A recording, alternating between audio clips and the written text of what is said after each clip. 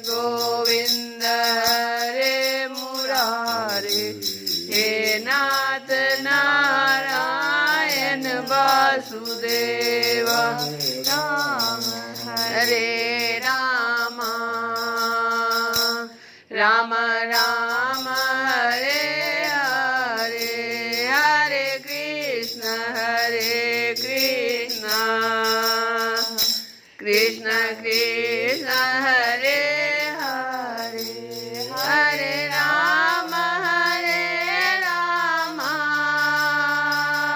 राम राम हरे हरे, हरे कृष्ण कृष्ण कृष्ण हरे हरे, हरे राम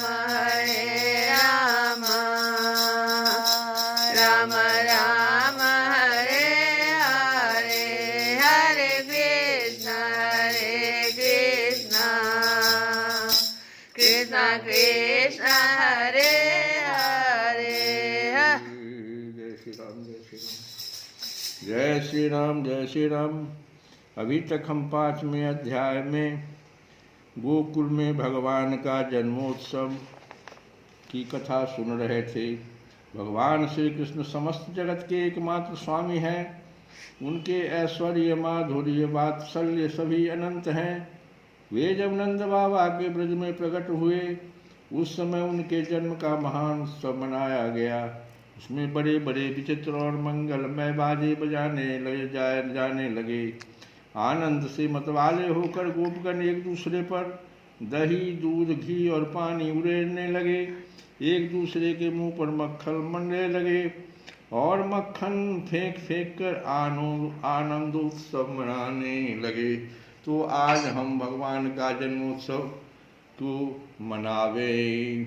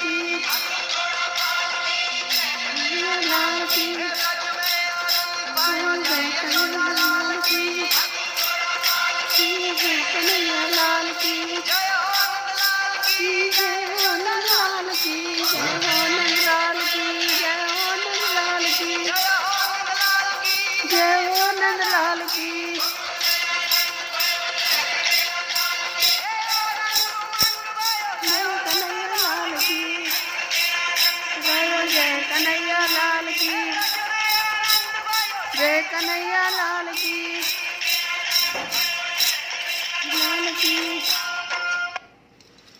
तो इस प्रकार से आनंदोत्सव मनाने के बाद भगवान आज पूतना का उद्धार करेंगे।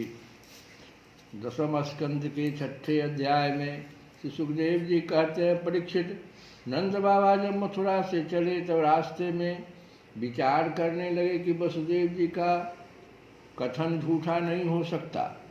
इससे उनके मन में उत्पात होने की आशंका हो गई। तब उन्होंने मन ही मन भगवान ही शरण हैं, वे ही रक्षा करेंगे ऐसा निश्चय किया। पूतना नाम की एक बड़ी क्रूर राक्षसी थी। उसका एक ही काम था, बच्चों को मारना। कंस की आज्ञा से वह नगर ग्राम और अहीरों की बस्तियों में बच्चों को मारने के लिए घूमा करती थी। जहाँ के लोग अपने प्रतिदिन के कामों में राक्षसों के भय को दूर भगाने वाले भक्तवत्सल भगवान के नाम गुण और लीलाओं का श्रवण कीर्तन और स्मरण नहीं करते, वहीं ऐसी राक्षसियों का बल चलता है। जहाँ के लोग अपने प्रतिदिन के कामों में राक्षसों के भय को दूर भगाने वाले भक्तवत्सल भगवान के नाम गुण और लीलाओं का श्रवण कीर्तन और स्मरण नहीं करते, वहीं ऐसी राक्षसियों का बल चलता है। यह पूतना आकाश मार्ग से चल सकती थी और अपनी इच्छा के अनुसार रूप भी बना लेती थी। एक दिन नंद बाबा के गोकुल के पास आकर उसने माया से अपने को एक सुंदरी युवती बना लिया और गोकुल के भीतर घुस गई।